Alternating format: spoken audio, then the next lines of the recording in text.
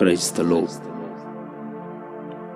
మన ప్రభువైన యేసుక్రీస్తు పరిశుద్ధ నామములో మరొకసారి మిమ్మల్ందరినీ ఈ రీతిగా ప్రభునామంలో కలుసుకోవటానికి దేవాది దేవుడు నాకు అనుగ్రహించిన ఈ శ్రేష్టమైన ప్రత్యక్షతను బట్టి ప్రభు యొక్క నామాన్ని ఘనపరుస్తూ ఉన్నాను.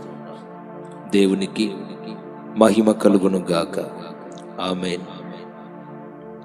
ప్రియమైనటువంటి దేవుని ప్రజలారా, ఈ పూట మీ మధ్యలోనికి ఈ రీతిగా రావటానికి, మీతో దేవుని వాక్యాన్ని పంచుకోవటానికి గల ప్రాముఖ్యమైన శ్రేష్టమైన కారణం ఏమిటి అంటే, ఈ రోజున అనేకుల కుటుంబాలను మేము గమనిస్తూ ఉన్నాం.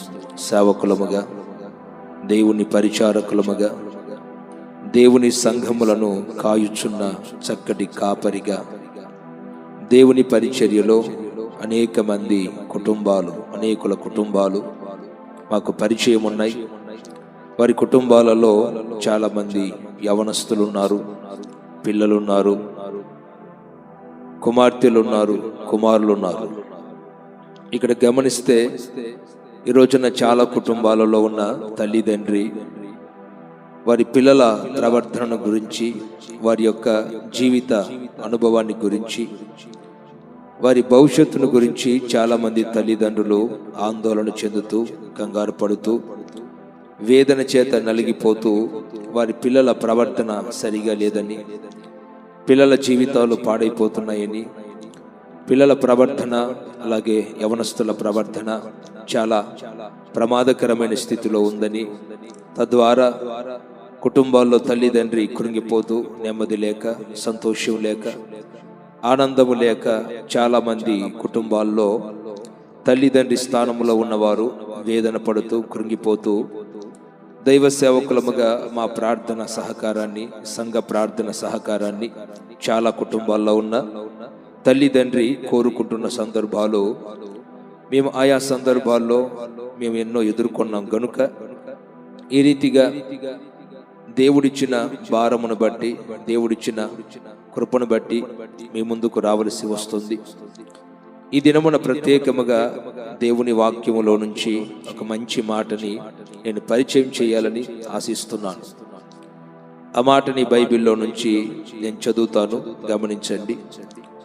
కీర్తనలు 127వ అధ్యాయం 3వ వాక్యమును గమనిస్తే అక్కడ దేవుడు సెలవిచ్చిన మంచి మాట ఏంటంటే, కుమారులు యెహోవా అనుగ్రహించు స్వాస్థ్యము, గర్భఫలము ఆయన ఇచ్చు బహుమానమే అని వాక్యములో చక్కగా రాయబడింది. చూడండి, ఈ రోజున చాలా కుటుంబాల్ని మనం గమనిస్తున్నాం. ఆ కుటుంబాల్లో కుమారులు ఉంటున్నారు, కుమార్తెలు ఉంటున్నారు, పిల్లలు ఉంటున్నారు. గర్భఫలం అనగా ఆ గర్భఫలములో కుమారులే ఉన్నారు, కుమార్తెలే ఉన్నారు. ఈ కుమారులని, కుమార్తెల్ని దేవుని వాక్యం సంతానమని పిలుస్తుంది, పిల్లలని పిలుస్తుంది. ఇలాగున దేవుడిచ్చిన ఈ గర్భఫలమును గురించి మనం పిలుస్తున్నాం. అయితే దేవుని వాక్యం చాలా స్పష్టంగా మాట్లాడే మంచి మాట ఏంటంటే, గర్భఫలం అనబడేది దేవుడిచ్చే ఒక చక్కటి బహుమానం, శ్రేష్టమైనది. ఆలోచించండి, ఈ రోజున చాలా కుటుంబాల్లో గర్భఫలాలు లేవు. చాలా మంది వివాహం చేసుకున్న తరువాత ఎన్నో సంవత్సరాలు గడిచిపోతున్నాయి, గర్భఫలం లేదు. కుమారులు, కుమార్తెలు స్వాస్థ్యముగా వారు పొందలేక, దేవుడిచ్చే బహుమానాన్ని అనుభవించలేక, చాలా కుటుంబాల్లో ఉన్న భార్యాభర్తలు వేదన, దుఃఖం, కన్నీళ్లు అనుభవిస్తూ, ఎన్నో నిందలు, బాధలు, అవమానాలు భరిస్తూ, దేవుడు వారి గర్భం తెరవాలని, చక్కగా కుమారులని, కుమార్తెల్ని స్వాస్థ్యముగా దేవుడు వారికి అనుగ్రహించాలని ఎన్నో కుటుంబాల్లో ఉన్న భార్యాభర్తలు వారు ప్రార్థన చేస్తున్నారు, సంఘాల్లో ప్రార్థన చేయిస్తున్నారు. సేవకుల ప్రార్థన సహకారాన్ని కూడా చాలా మంది కోరుకుంటున్నారు. అయితే ఈ రోజున దేవుని వాక్యం సెలవిచ్చే మాట ఏంటంటే, కుమారులు లేదా కుమార్తెలు లేదా సంతానం లేదా దేవుడు నీకు ఇచ్చిన పిల్లలు వారిని గురించినటువంటి మాట బైబిల్ ఏమని రాయబడిందంటే, వారు యెహోవా ఇచ్చిన స్వాస్థ్యం లేదా చక్కటి బహుమానం అని దేవుడు తన వాక్యంలో చక్కగా మాట్లాడుతున్నారు. మీరు ఆలోచించండి, దేవుడు చక్కగా గర్భఫలం అనబడే ఒక చక్కటి బహుమానం ఇచ్చారు అంటే ఈ బహుమానాన్ని చాలా జాగ్రత్తగా కాపాడుకోవాలి. వాస్తవంగా భూ సంబంధంగా మనకెవరైనా ఒక చక్కటి బహుమానం ఇస్తే ఆ బహుమానాన్ని చాలా జాగ్రత్తగా కాపాడుకుంటాం, దాని మీద ఎంతో ఆసక్తి కనపరుస్తాం. ఆ బహుమానాన్ని జాగ్రత్తగా కాపాడుకుంటూ పాడవకుండా దాన్ని చాలా జాగ్రత్తగా చూసుకుంటూ ఆ బహుమానాన్ని చాలా ఎంతో ఆప్యాయంగా జాగ్రత్తగా దాన్ని కాపాడుకుంటాం. మరి లోక సంబంధంగా భూ సంబంధంగా ఒక వ్యక్తి నీకు ఇచ్చిన బహుమానాన్ని నువ్వు అంత జాగ్రత్తగా కాపాడుకుంటూ ఆ బహుమానం మీద అంత ఆసక్తిని ఉంచి చక్కగా కాపాడుకుంటూ ఉంటే మరి గర్భఫలం అనగా అందులో కుమారులు ఉన్నారు, కుమార్తెలు ఉన్నారు, సంతానం దేవుడు మీకు ఇచ్చున్నారు. మరి ఈ సంతానము దేవుని ద్వారా మీకు అనుగ్రహించబడిన ఒక చక్కటి బహుమానం అని వాక్యం చాలా స్పష్టంగా మాట్లాడుతుంది. మరి ఈ బహుమానాన్ని ఎంతమంది జాగ్రత్తగా కాపాడుకుంటున్నారు అనేది ఒక చక్కటి ప్రశ్న. ఎందుకంటే ఆ బహుమానాన్ని గనుక జాగ్రత్తగా కాపాడుకోకపోతే, ఆ బహుమానాన్ని గనుక జాగ్రత్తగా నువ్వు చూసుకొనకపోతే ఆ బహుమానం పాడైపోయే ప్రమాదం ఉంది. ఆ బహుమానం ఒకవేళ పాడైపోతే వాస్తవంగా ఈ రోజున చాలా మంది తల్లిదండ్రి ఆ బహుమానాలని పాడు చేసుకొని యవన కాలంలోకి వెళ్ళిన తరువాత వారి పిల్లల భవిష్యత్తు పాడైపోతే పిల్లలు లోక సంబంధంగా మార్చబడి కుటుంబాలలో తల్లిదండ్రికి లోబడక, పెద్దలకి లోబడక, దేవునికి లోబడక, సంఘమునకు సేవకులకి లోబడక వారు ఇష్టానుసారముగా లోకములో వారి జీవితాన్ని పాడు చేసుకుంటున్నప్పుడు చాలా మంది తల్లిదండ్రులు ఏడుస్తున్నారు, ప్రసవ వేదన పడుతున్నారు, ప్రయాస పడుతున్నారు, కన్నీళ్లు కారుస్తున్నారు. అయితే మరి ఇలాంటి అనుభవాలు కుటుంబాల్లో ఎందుకు ప్రవేశిస్తున్నాయంటే దేవుడు వారికి ఇచ్చినటువంటి గర్భఫలాన్ని వారు జాగ్రత్తగా కాపాడుకోకపోవటమే, ఆ నిర్లక్ష్యపు వైఖరి వ్యవహరించడం చేత వారికి ఉన్న గర్భఫలాలు లేదా పిల్లలు, సంతానం, కుటుంబంలో ఉన్న యవనస్తులు, కుమారులు, కుమార్తెలు మరి భవిష్యత్తు చాలా ప్రమాదకరమైనటువంటి పరిస్థితుల మధ్యలో పడిపోతుంది. ఆ మధ్య ఓ తల్లిగారు మాతో పంచుకున్న సాక్ష్యం ఏంటంటే, అయ్యా ఈ బిడ్డని గర్భమున ధరించి ఈ బిడ్డకి జన్మనివ్వటానికి 9 మాసాలు నేను ప్రయాసపడ్డాను, కష్టపడ్డాను, ప్రసవ వేదన పడ్డాను. అయితే ఈ 9 మాసాలు ప్రయాసపడి ప్రసవ వేదన పడి ఈ బిడ్డకి జన్మనైతే ఇచ్చాను, కానీ జన్మనిచ్చిన తరువాత కొంతకాలం మంచిగా ఎదిగాడు.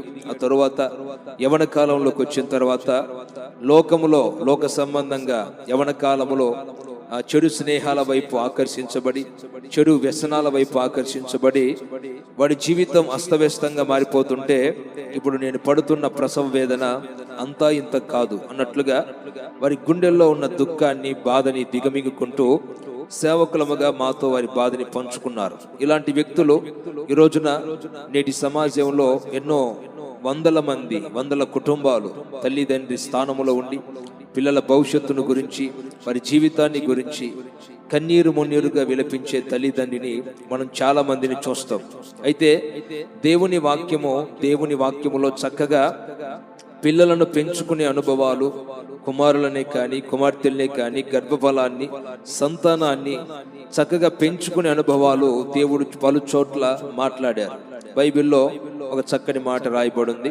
మత్తయి సువార్తమానం 7వ అధ్యాయం 9వ వాక్యములో ఇలా రాయబడింది, మీలో ఏ మనుషుడైనను తన కుమారుడు తనను రొట్టెను అడిగిన ఎడల వానికి రాతినిచ్చునా, చేపను అడిగిన ఎడల పావునిచ్చునా?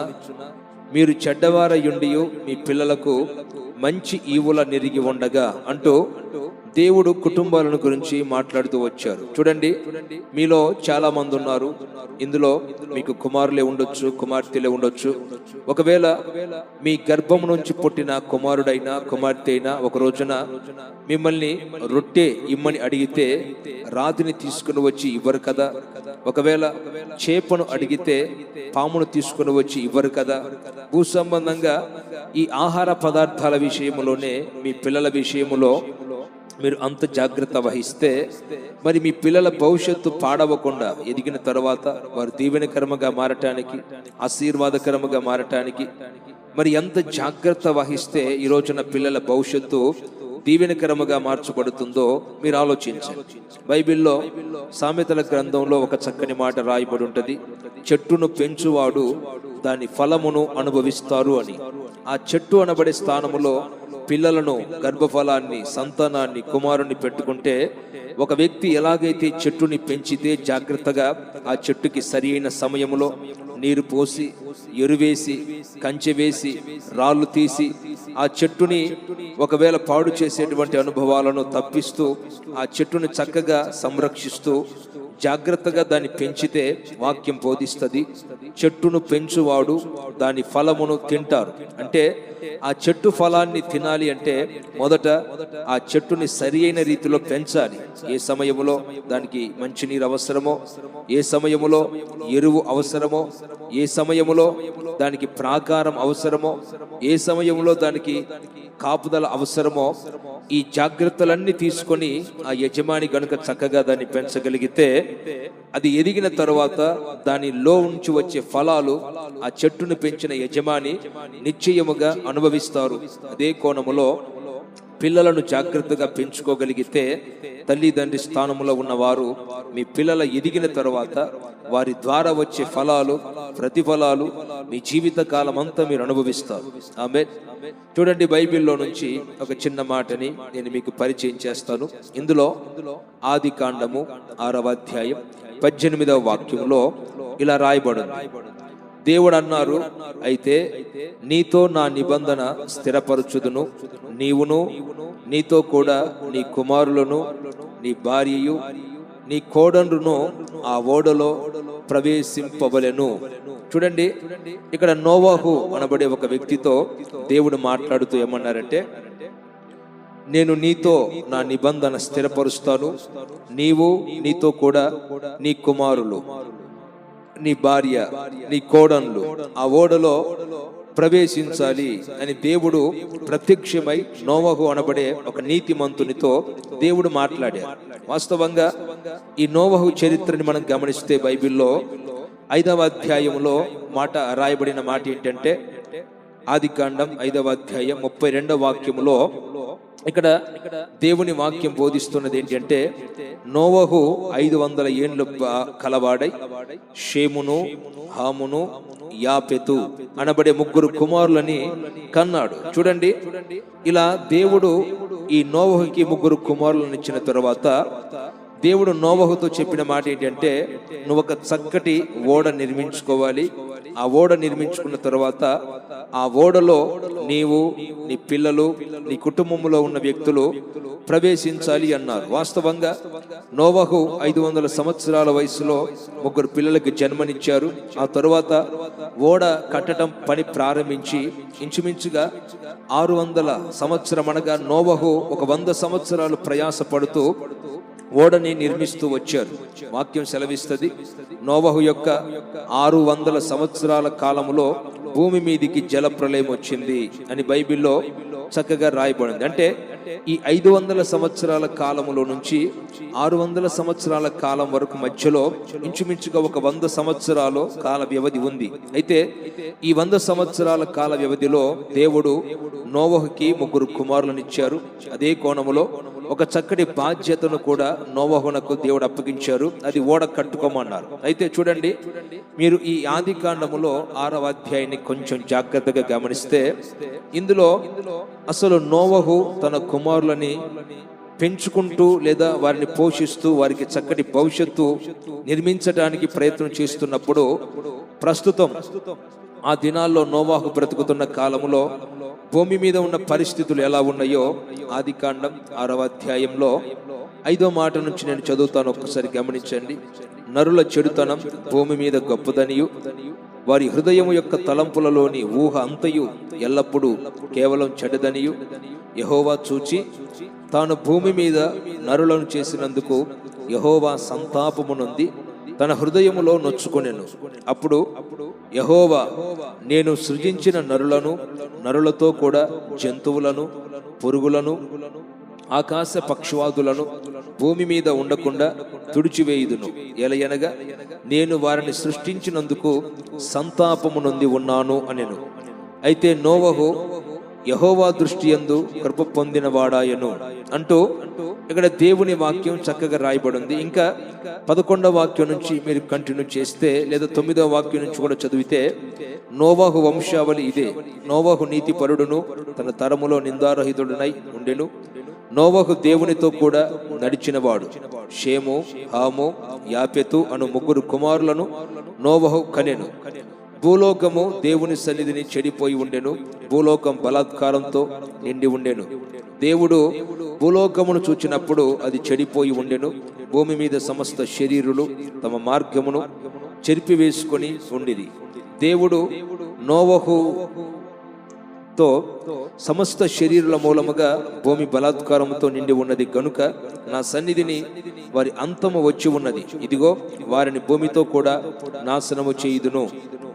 చితిసారకపు మానుతో నీ కొరకు ఓడను చేసుకొనుము.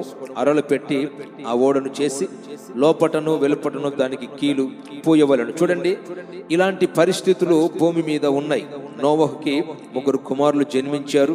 3 కుమారులు జన్మించిన ఆ పరిస్థితుల మధ్యలో ఆ దినాల్లో భూమి మీద ఉన్న పరిస్థితులు ఎలా ఉన్నాయి అని వాక్యాన్ని జాగ్రత్తగా గమనిస్తే, నరులందరూ కూడా భూమి మీద వారి హృదయములోని తలంపులన్నీ ఊహ చాలా చెడిపోయిన పరిస్థితులు కనిపిస్తాయి.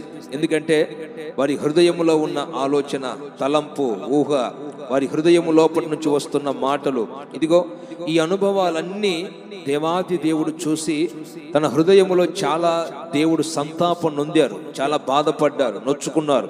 ఆయన చాలా ప్రసవ వేదన పడ్డారు. అప్పుడు మరి అలాంటి పరిస్థితులు భూమి మీద కనిపిస్తున్న కాలములో నోవహునకి 3 కుమారులు జన్మించారు. మీరు ఇక్కడ జాగ్రత్తగా ఆలోచిస్తే, మరి ఇలాంటి ప్రమాదకరమైన పరిస్థితులు భూమి మీద ఏలుబడి చేస్తూ ఉన్నప్పుడు ప్రజలందరూ కూడా దేవునికి దుఃఖం, బాధ, వేదన కలుగు చేస్తూ ప్రజలందరూ కూడా వారు చెడిపోయిన పరిస్థితులు కనిపిస్తున్నాయి. మరి అలాంటి సందర్భం మధ్యలో తనకు దేవుడిచ్చిన 3 కుమారులని, లేదా తనకు చక్కటి గర్భఫలం అనబడే చక్కటి బహుమానాన్ని దేవుడు అనుగ్రహిస్తే, ఈ బహుమానాన్ని నోవహు ఎంత జాగ్రత్తగా కాపాడుకున్నారో మీరు ఆలోచించండి. ఎందుకంటే తన చుట్టూరా చెడిపోయిన ప్రజలు ఉన్నారు, తలంపులు పాడైపోయిన ప్రజలు ఉన్నారు, ఊహ అంతా చెడిపోయినటువంటి యవనస్తులు ఉన్నారు, మధ్య వయస్కులు ఉన్నారు, చిన్న పిల్లలు ఉన్నారు. మరి అలాంటి పరిస్థితుల మధ్యలో తన కుటుంబం కానీ తన పిల్లలు కానీ సమాజంలో తిరుగుతుంటారు, వెళుతుంటారు, వస్తుంటారు. ఎక్కడ కూడా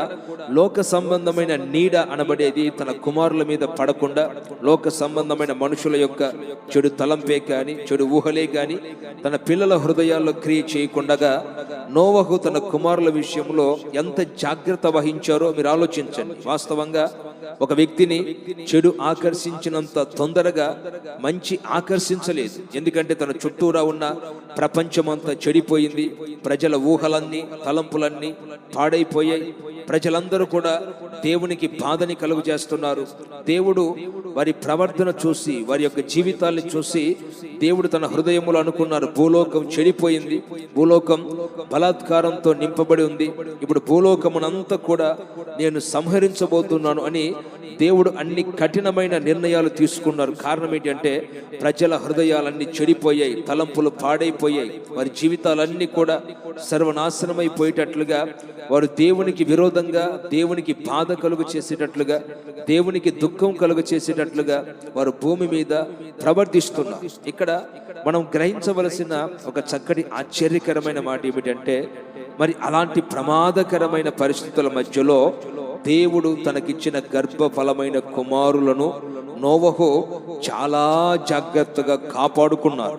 ఆమె అందుకే దేవుడు ఏమన్నారంటే, నీవు నీ కుమారులు ఆ రక్షణ ఓడలో ప్రవేశించాలి అన్నారు. అంటే ఆ రక్షణ ఓడలో ప్రవేశించేటట్లుగా తన కుమారులను చాలా జాగ్రత్తగా దేవుని యందు భయము భక్తి కలిగిన వ్యక్తులుగా, దేవునికి బాధ కలుగు చేసే వ్యక్తులుగా కాకుండా దేవుని మాటకు వినేటట్లుగా. ఎందుకంటే దేవుడు అన్నారు నోవహును గురించి, ఈ తరము వారందరిలో నీవే నా ఎదుట నీతిమంతుడవై ఉండుట చూచితిని గనుక నీవు ఆ ఓడలో ప్రవేశించు అన్నారు దేవుడు. మరి ఆ ఓడలో ప్రవేశించమని చెప్పినప్పుడు దేవుడు మరొక మాట ఏమన్నారంటే, నీవును నీ ఇంటి వారు కూడా, అనగా నీ కుమారులు, నీ భార్య, నీ కోడన్లు, వీళ్ళందరూ కూడా ఓడలో ప్రవేశించండి అన్నారు. అంటే ఇప్పుడు ఓడలో ప్రవేశించడానికి నోవహు ఎంత అర్హత కలిగి ఉన్నారు దేవుని దృష్టిలో, తన గర్భమున పుట్టిన కుమారులు కూడా అంతే అర్హత కలిగి ఉండేటట్లుగా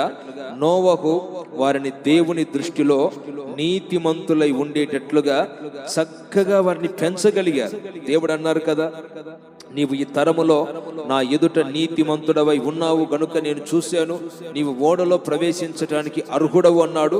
అలాగున ఓడలో ప్రవేశించడానికి అర్హుడవని చెబుతూ నీ కుమారులు కూడా ప్రవేశించాలి అన్నారు. అంటే నోవహు ఓడలో ప్రవేశించడానికి ఎంత అర్హత కలిగి ఉన్నాడో, తన కుమారులు కూడా ఆ రక్షణ అనబడే ఓడలో ప్రవేశించడానికి అంత అర్హత వారు కూడా కలిగి ఉన్నారు. మరి ఇది ఎలా సాధ్యమయ్యింది అంటే, యవన కాలములో ఉన్న తన పిల్లలను నోవహు అంత జాగ్రత్తగా పెంచుకోగలిగాడు. దేవుని మాటలు బోధించాడు, దేవుని చేత హెచ్చరిక చేయబడి దేవుని యొక్క దర్శనాలు పొందుకొని ఏదైతే నోవహు దేవుని ద్వారా హెచ్చరిక పొందాడో అదే హెచ్చరికని తన పిల్లలతో బోధించారు. చూడండి, చాలా మంది ఈ రోజున తల్లిదండ్రులు పిల్లల్ని ప్రేమిస్తారు. వారి మీద ఉన్న ప్రేమతో కొన్ని సందర్భాలలో దేవుని వాక్యాన్ని పిల్లలు పెడచెవిని పెడుతున్నా, ప్రార్థన పెడచెవిని పెడుతున్నా, దేవుని మార్గాల్ని త్రోసివేస్తున్నా కూడా చాలా మంది తల్లిదండ్రి నిర్లక్ష్యం చేస్తారు. కారణం ఏంటంటే, చిన్నపిల్లలు కదా అంటారు, ఇంకా ఎదగలేదు కదా అంటారు, ఇంకా వారికి తెలియదు కదా అంటారు. చూడండి, ఈ రోజున మీ చిన్న పిల్లల విషయములో, యవనస్తుల విషయములో, మీ సంతానము విషయములో మీరు ఎంత అజాగ్రత్తగా ఉంటారో రేపు వారు ఎదిగిన తరువాత వారి భవిష్యత్తు అంత ప్రమాదంలో పడిపోతారు. మీ పిల్లల మీద ప్రేమ ఉండొద్దని దేవుడు చెప్పటం లేదు, ప్రేమించండి. అదే కోణములో మీ పిల్లలు లోకములో కలిసిపోకుండా, లోక సంబంధమైన స్నేహాల్లో పడిపోకుండా, లోక సంబంధమైన వ్యక్తులతో కలిసిపోయి దేవుని ఉగ్రతకి పాత్రులుగా మారకుండా మీరు రక్షణ అనబడే ఓడలో ఉండి ఎలాగైతే ఫలిస్తున్నారో మీ కుమారులు కూడా, మీ కుమార్తెలు కూడా, మీ సంతానం కూడా రక్షణ అనబడే ఓడలో ప్రవేశించడానికి అర్హత పొందేటట్లుగా, వారు జీవించేటట్లుగా తల్లిగా తండ్రిగా మీరు చక్కటి జాగ్రత్త తీసుకుంటేనే వారు ఆ రక్షణ అనబడే దేవుని ఓడలో ప్రవేశిస్తారు.